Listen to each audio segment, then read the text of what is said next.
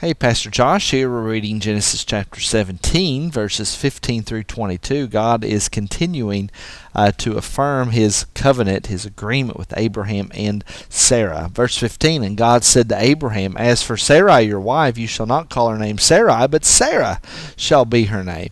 I will bless her, and moreover, I will give you a son by her. So God is reaffirming the promise.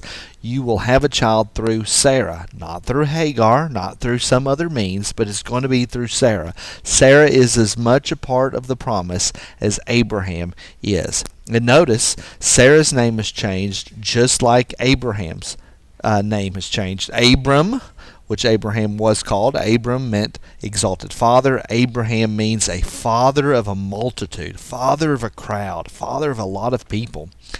Sarah's name, the change in the letters from Sarai to Sarah, the I to the H, actually does not change the meaning of Sarah's name. Her name means princess, and she will become nations. Kings of people shall come from her.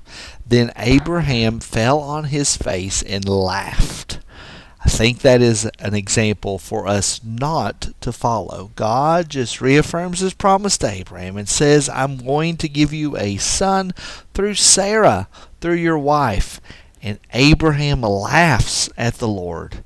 He is overwhelmed, and he does not believe, or it doesn't appear that he believes. And this in itself is laughable. It's ironic. Abraham is the father of faith. Remember, we call Abraham our father because we have faith similar to Abraham. Back in chapter 15, verse 6, we're told that Abraham believed God and it was counted to him as righteousness. Well, Abraham's not doing it here. He is definitely laughing about the promise. He is not showing the strong faith that we would expect Abraham to have. But remember, it is not Abraham that has ultimately promised to come through with the covenant. It is the Lord who walked through those pieces himself. He walked through the sacrificial pieces, and it is the Lord who's going to bring about this promise. It is the Lord that's going to remain faithful even when Abraham is faithless. So Abraham says, Shall a child be born to a man who is 100 years old? How's that going to happen? Shall Sarah, who is 90 years old, bear a child? And Abraham said to God, Oh, that Ishmael might live before you. So here we see a sin. I think we've went straight from an example for us not to follow, that we have now come to an outright sin. Oh, that Ishmael might live before you. No, not only am I going to laugh about the promise, but when you reaffirm that promise to me, Abraham says, no, this isn't going to happen. A child can't be born to an old man who's 100 years old, and Sarah's 90. That can't happen.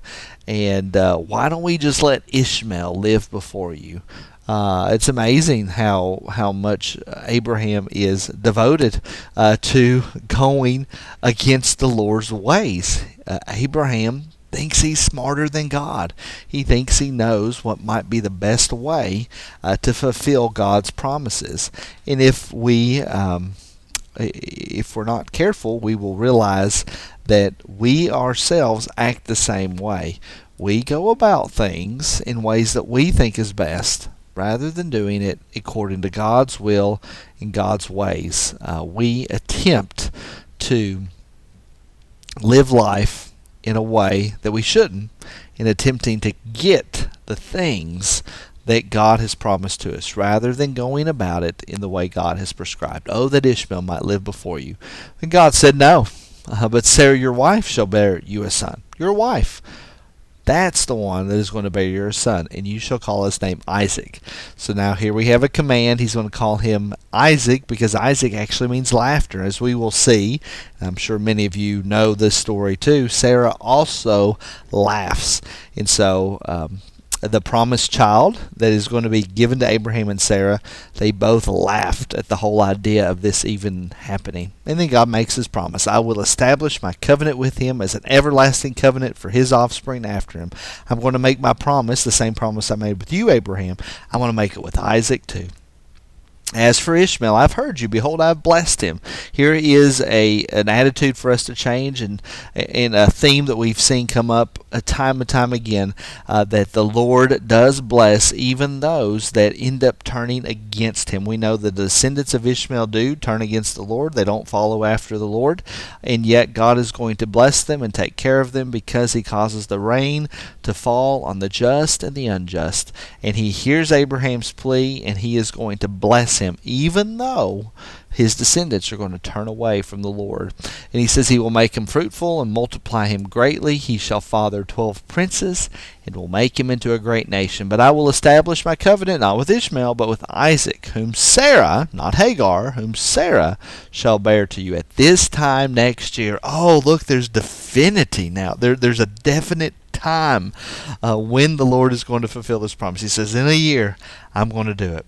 When he had finished talking with him, God went up from Abraham. Pray that has been a blessing to you all, and I'll see you in the next video.